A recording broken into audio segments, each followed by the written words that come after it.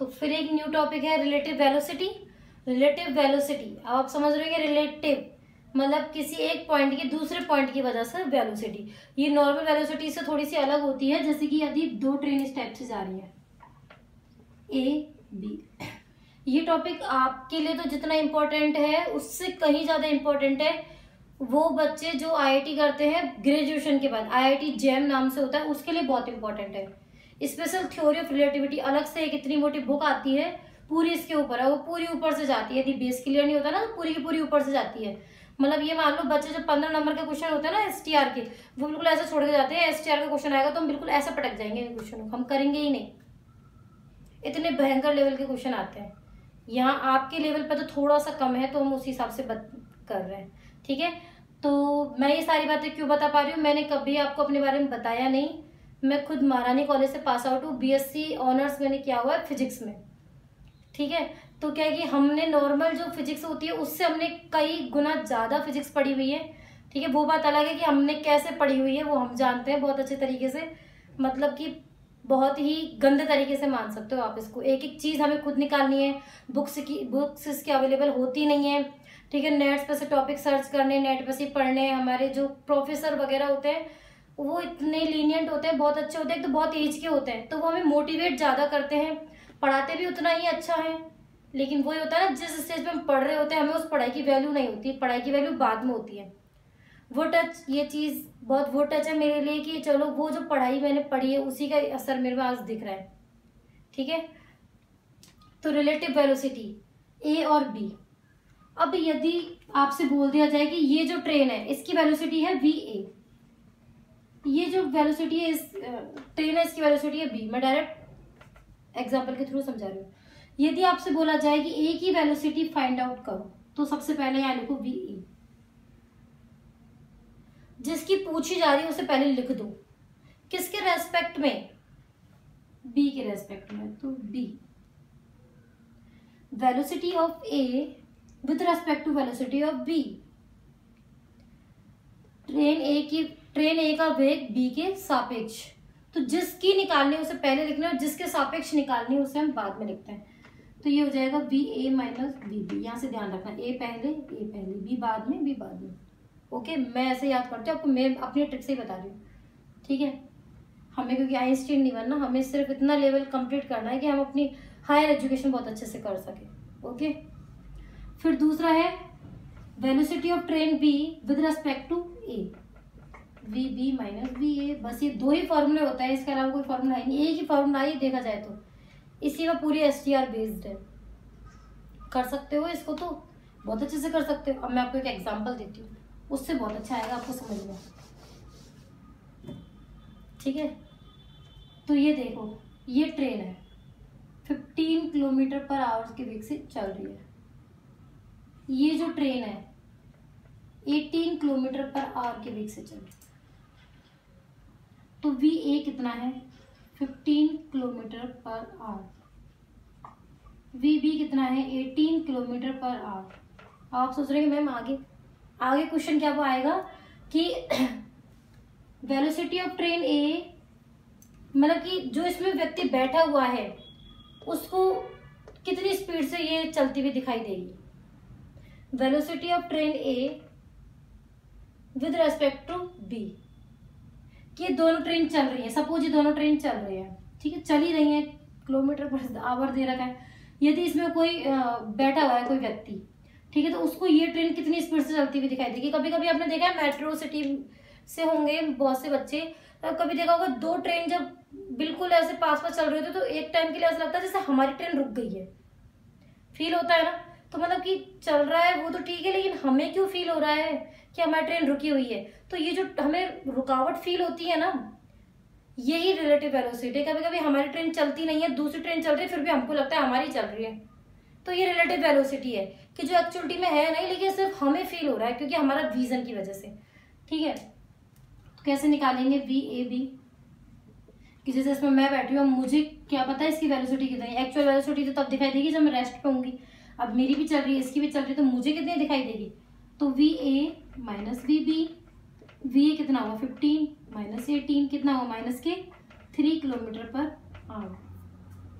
कम चलती हुई दिखाई देगी, घटती हुई दिखाई देगी अपोजिट डायरेक्शन में। ये डायरेक्शन को शो करता है नेगेटिव साइन।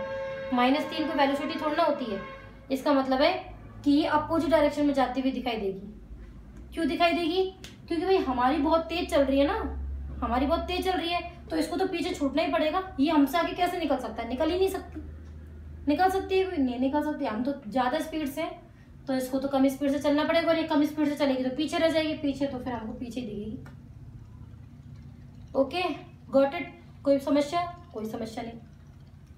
एक क्वेश्चन और आता है कि अर्थ के थ्रू बताइए आप, अर्थ के थ्रू वेलोसिटी ऑफ ट्रेन ए, अर्थ के थ्रू, तो VAE, VA minus VE, VA कितनी है? 15। आप कहोगे मैम अर्थ की वेलोसिटी आपने दे नहीं रखी, तो बेटा अर्थ तो घूमती थोड़ी ना है, वो तो जियोग्राफिकल घूम रही है, हम थोड़ा ना घूम रहे खड़े खड़े।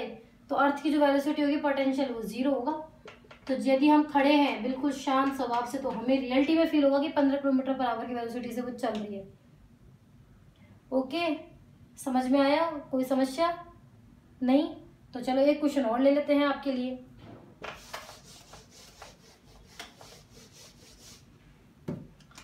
वही, ये एक गर्ल है, ओके, ये एक मैन है या बॉय है, चलो बॉय ले लेते हैं। ये 2 किलोमीटर पर आवर से चल रही है, बट ये बॉय है।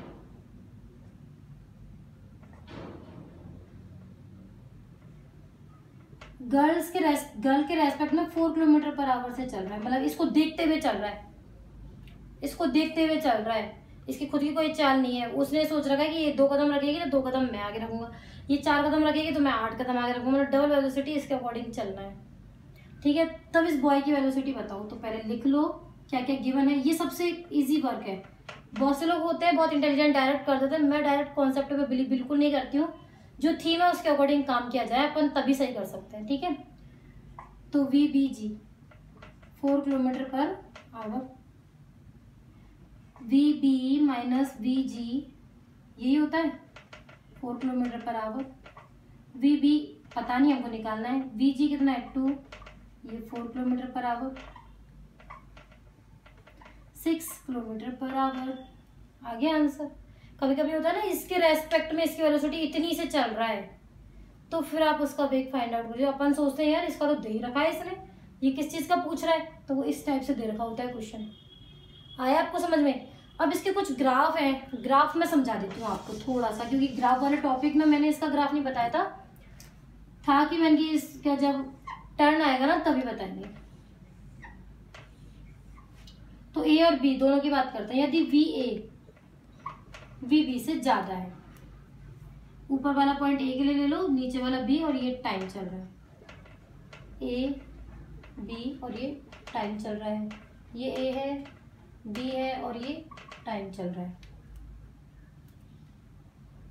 दोनों की वेलोसिटी,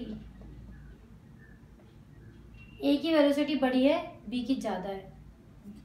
A की ज्यादा है, B की कम है। तो जिसकी ज्यादा है वो फास्ट फास्ट चलेगा, और जिसकी कम है वो ऐसे धीरे धीरे चलेगा। तो ये आगे निकल जाएगा, ये पीछे रह जाएगा।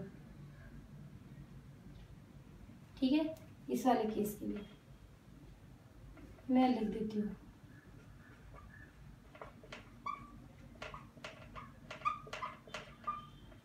यदि A की कम है तो A बहुत धीरे धीरे धीरे धीरे चलेगा, B की ज्यादा है तो B ऐसे फास्ट चलेगा, और यहाँ पे इंटरसेक्ट कर जाएगा। इस कंडीशन पे नो इंटरसेक्शन पॉइंट, कोई इंटरसेक्ट नहीं होगा। क्वेश्चन पूछा जाता है बेटा कि आपको यदि ग्राफ दे दिया जाए और आपको बोले कि A की वेलोसिटी ज्यादा है, B की कम है, तो क्या ये कभी मिल सकते हैं? आप बोलोगे बिल्कुल नहीं मिल सकते, वो तो जल्दी वेलोसिटी वो भाग जाएगा। इसकी कम वेलोसिटी है, धीरे धीरे चलेगा, नहीं मिल सकते। इस कंडीशन में मिल सकता है क्योंकि ये धीरे धीरे चल रहा है, ये तेज चल रहा है, तो इसको कहीं ना कहीं पकड़ ही लेगा। यदि VA इक्वल टू VB हो तब क्या करें? तब दोनों बिल्कुल पैरेलल चलेंगे, ना कोई किसी को आगे बढ़ पाएगा ना कोई किसी को ओवरलैप कर पाएगा। ओके, तो ये थी बात। हाँ, अब आपके लिए काम। अब कई बच्चों का ये रहता है कि मैम हम आंसर कैसे टाइप करें आपकी इसमें, तो हम तो आंसर टाइप ही नहीं कर पाए। तो बेटा आपको तो रफ कॉपी दे रखी है, पेन दे रखा है, फोन दे रखा है, तो आप उसके ग्राफ बनाओ और उसको फोटो खींचो और कमेंट में भेज दो। अब आपके लिए क्वेश्चन है ये होमवर्क कि यहाँ तो ए ऊपर था बी नीचे था। अब आपको तीनों ग्राफ बनाने हैं जब बी ऊपर ए नीचे, बी ऊपर ए नीचे, बी ऊपर ए नीचे। अब फटाफट करोगे इसको और मुझे सेंड करोगे फोटोज। जब भी मैं आपको किसी भी चीज की आंसर सेंड करने के लिए बोलती हूँ ना, यदि आप टाइप ना कर पाओ तो उसको अपनी कॉपी पे लिखो और उसकी फोटो मुझे सेंड करो, तो बहुत ईजी है, कर सकते हो ना। अब ये आपके लिए, फिर मैं बताऊंगी क्या प्रॉब्लम है। Okay, thank you.